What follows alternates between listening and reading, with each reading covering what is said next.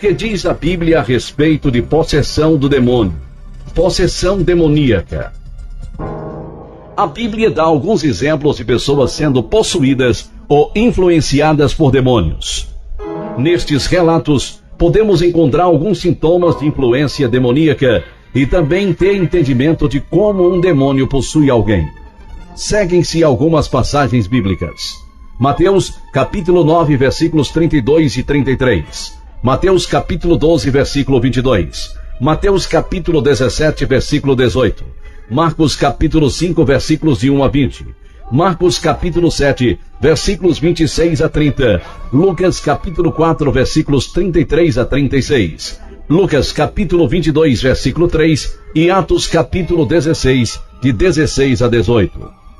Em algumas destas passagens, a possessão demoníaca causa enfermidade física, como inaptidão para falar, sintomas de epilepsia, cegueira, etc. Em outros casos, faz com que a pessoa faça o mal. E disso, Judas é o maior exemplo. Em Atos capítulo 16, versículos 16 a 18, o espírito aparentemente dá à menina escravizada a habilidade de conhecer coisas além do seu próprio entendimento.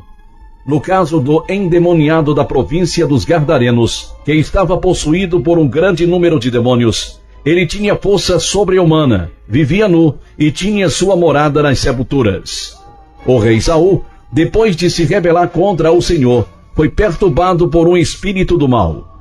1 Samuel capítulo 16, versículos 14 e 15, 1 Samuel capítulo 18, versículos 10 e 11, e 1 Samuel capítulo 19, versículos 9 e 10, com o efeito aparente de uma depressão e crescente desejo e disposição para matar Davi.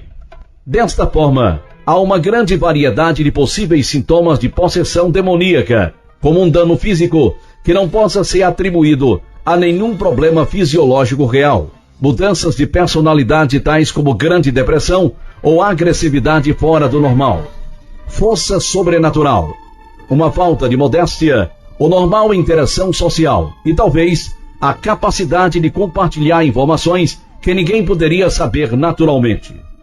É importante notar que quase todas, se não todas destas características, podem ter outras explicações. Sendo assim, importante que não se rotule cada pessoa deprimida ou epilética como sendo possuída por demônios. Por outro lado, penso que em nossa cultura ocidental, nós provavelmente não levamos suficientemente a sério o envolvimento satânico na vida das pessoas. Somando-se a estas características físicas e emocionais, pode-se olhar para atributos espirituais como demonstrando influência demoníaca. Tais podem incluir uma recusa a perdoar, segundo aos Coríntios capítulo 2, versículos 10 e 11, e a crença e disseminação de falsas doutrinas, em particular a respeito de Jesus Cristo e sua obra expiatória, segundo aos Coríntios capítulo 11, versículos 3, 4, 13 a 15, 1 a Timóteo capítulo 4, versículos 1 e 5, e 1 a João, capítulo 4, versículos de 1 a 3. A respeito do envolvimento de demônios nas vidas dos cristãos, o apóstolo Pedro é uma ilustração do fato de que um crente pode ser influenciado pelo diabo. Mateus capítulo 16, versículo 23. Alguns se referem aos cristãos que estão sob uma forte influência demoníaca, como sendo endemoniados, mas jamais houve exemplos das Escrituras de um crente em Cristo ser possuído por um demônio. E a maioria dos teólogos acredita que um cristão não pode ser possuído porque ele tem um Espírito Santo morando dentro de si. Segundo aos Coríntios capítulo 1, versículo 22, segundo aos Coríntios capítulo 5, versículo 5, e 1 aos Coríntios capítulo 6, versículo 19.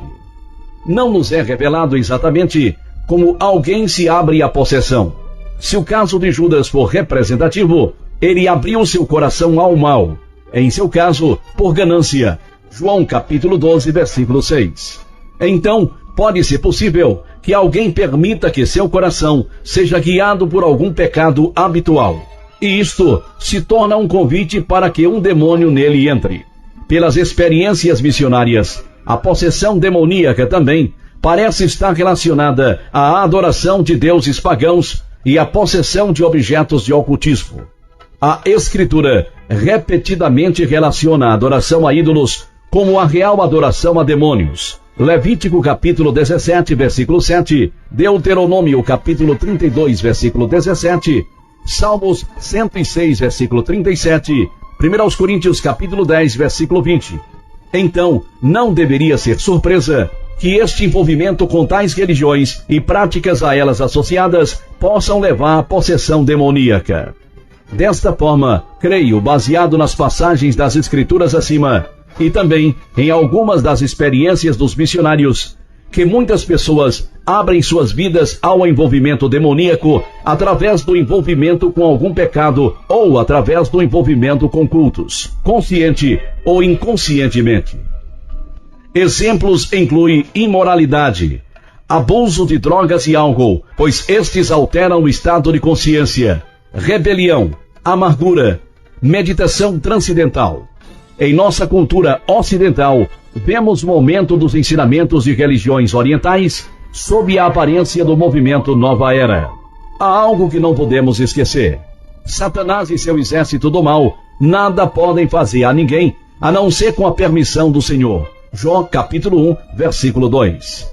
E sendo o caso, Satanás, pensando que está conseguindo alcançar seus propósitos, está, na verdade, alcançando os bons propósitos de Deus, mesmo no caso da traição de Judas. Algumas pessoas desenvolvem uma fascinação doentia com o oculto e atividade demoníaca.